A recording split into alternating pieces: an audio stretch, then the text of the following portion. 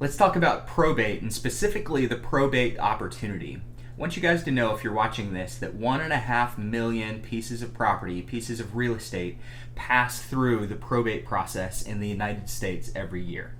What's that mean for you in your area, in your city, your large city, your small city, your medium city, your county?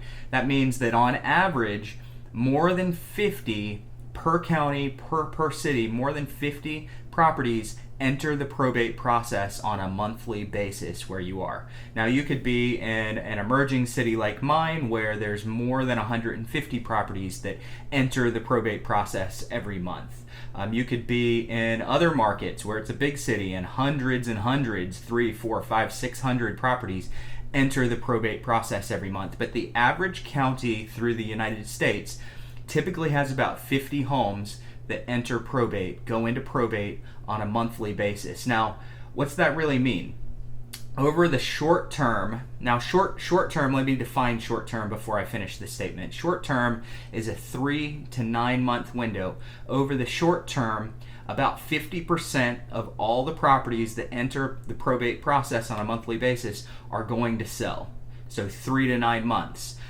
There's going to be a few extra percentage of people that just can't hold on to a house, and they have a plan. Maybe they knew that the loss of a family member was coming, and they sell the house within the first couple of weeks or the first month. You also have those families that get bogged down and caught up in the probate process. We call that probate quicksand, and they may take a year, 2 years, 3 years to sell, but about 50% are going to sell in that 3 to 9 month window. That's our golden zone. That's our sweet spot. And if you want to get in on the opportunity that probate provides, I want you to finish taking this mini training and maybe consider taking the additional mini trainings that come after this. So the probate opportunity, to really define this for you, I want to start by telling you guys a story. I've been in the real estate business since 2004. I've sold in 3 different markets. Raleigh, North Carolina, where I'm currently shooting this and I live right now, was a new market for me back in 2015. At that time, I'd sold over 800 homes in a couple of other markets before that. I had a team, I knew how to generate business, but I had never pursued the probate niche. So I move into Raleigh and I start building my sphere of influence, because as agents, that's what we do. If you're an investor, this applies to you as well. But as agents, what we do is we build our sphere of influence. We might buy some buyer leads from the company with the Z word. We might go out and run some seller evaluation ads and get some seller leads. But for the most part, we get most of our business around sphere of influence. So I had a client of mine in 2018, and at this point I'd been actively pursuing and building the probate niche into my business for 3 years. So in 2018, I had someone that I met when I first moved to Raleigh. It had been 3 years. His name was Joe. I had done 3 deals directly with Joe, and I'd had 2 or 3 referrals from Joe over that 3-year period. So Joe, to me, was worth a couple of transactions per year out of our relationship. And one day I gave Joe a call and I decided, hey, I'm going to speak to Joe directly about my specialization in the probate niche. It's not something that I really bring up to my clients very often, my friends very often. So I called Joe and I told him, hey, Joe, I'm going to put my real estate hat on here really quickly, and I'm not sure if you know, but I actually specialize in probate. And he said, tell me more.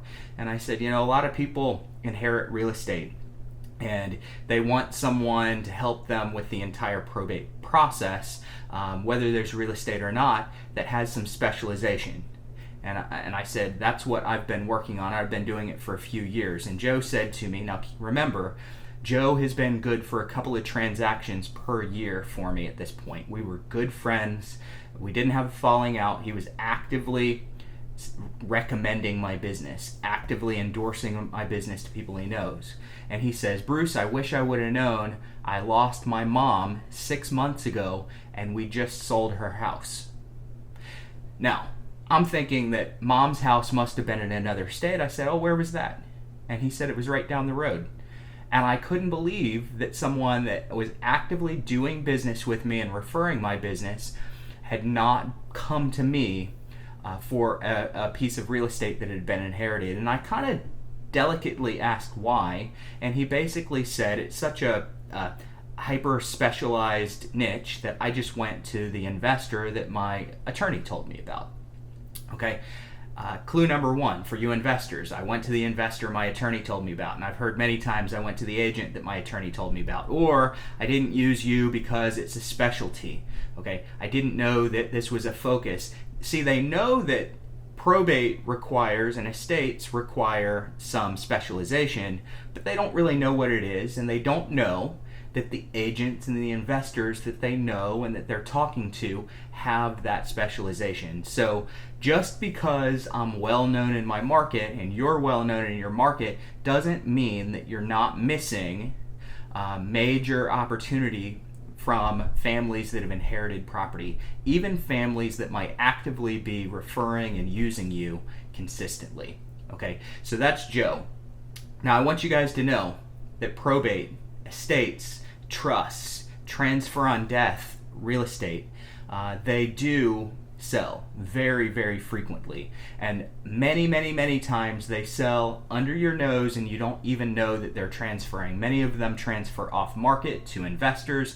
Many of them sell directly to the real estate agents that they're talking to, because they're typically really good investment opportunities, and people that are inheriting an unwanted asset that many times needs a decent amount of work. Now, I've seen plenty that are in prime condition and they don't need work, but many times they need a decent amount of work. So I want you guys to consider getting into the probate niche. Now, you're not only going to get into the probate niche. Probate are just the easiest properties to identify, but we're going to teach you with Probate Mastery how to do much more than that. You're going to learn how to market and establish relationships and start getting referrals from other professionals and vendors who also serve a niche like this.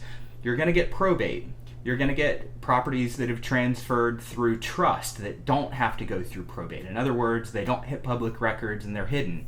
You're going to learn how to help families that have a transfer on death asset. So this is basically like a ladybird deed or rights of survivorship deed. Okay, they transfer on death, they don't have to go through probate. So essentially anything that's an inherited property, or even properties that are pre-inheritance, so they're pre-death. So these are the families that might be pre-planning a loss. Somebody's ill and they start talking to the funeral director.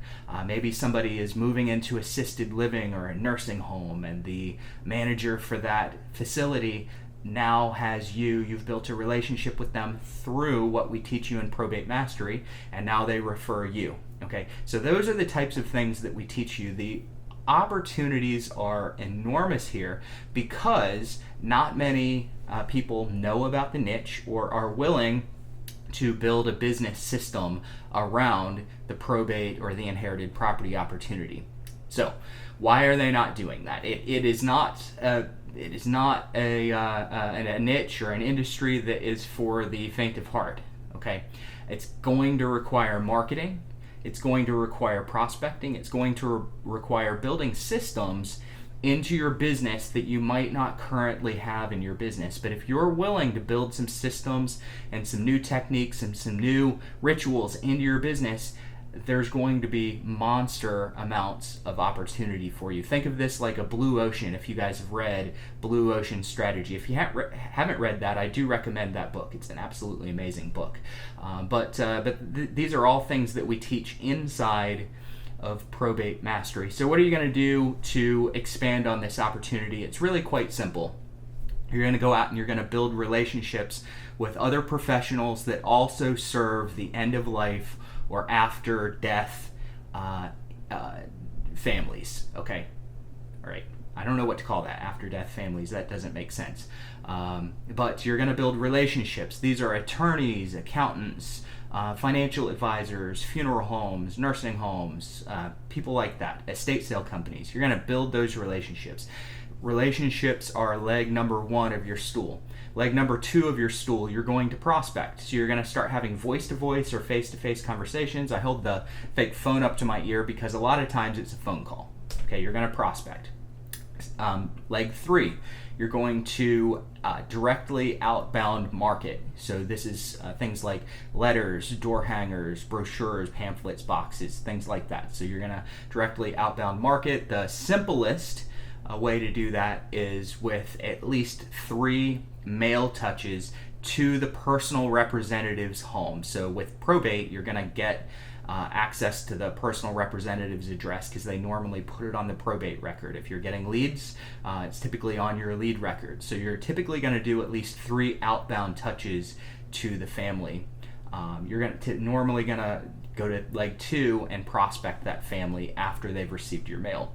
Now leg 4 is going to be your digital presence. So I want you guys to go out and build websites, blogs, YouTube videos, different things like that, and build up a digital presence for the families that aren't ready to talk to you when you reach out or when you mail them. Then maybe they're not ready to talk. Maybe they're dealing with finding an attorney. Maybe they're dealing with cleaning the house out. Maybe they're dealing with changing the locks, or they're dealing with grief. So maybe they're not ready to pick the phone up and call you, but they can find you through your digital platforms and digital presence, and you can start to establish credibility and authority in the niche before they really get to that selling real estate phase of their journey.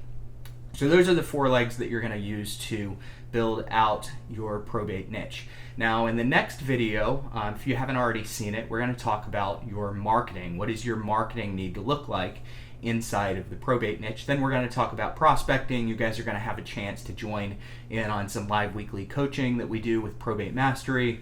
You're also going to have a little bit of a longer class called Probate Foundations. And of course, if you want to skip all that and dive straight into our certification course, that's called Probate Mastery. And if you're not on the website right now, it's just over at probatemastery.com. We have a live certification course. It takes 3 days, 3 afternoons normally, to teach you all the steps of building a probate niche into your existing business.